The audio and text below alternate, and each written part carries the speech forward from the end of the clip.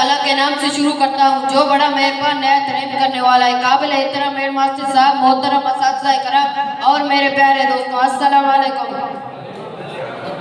آج ہم سب یہاں ایک خاص موقع پر جمع ہوئے ہیں جو کہ ہمارے عزیز دوستوں کے الوداع پارٹی کا دن ہے.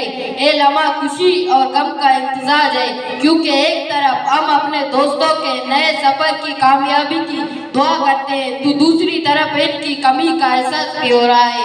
ہمارے درمیان گزارے گئے وقت کی تمام یادیں ہمیشہ ہمارے دلوں میں محفوظ رہیں گی. آپ لوگوں کی محنت, لگن اور عزم نے ہمیشہ ہم سب کو متاثر کیا ہے.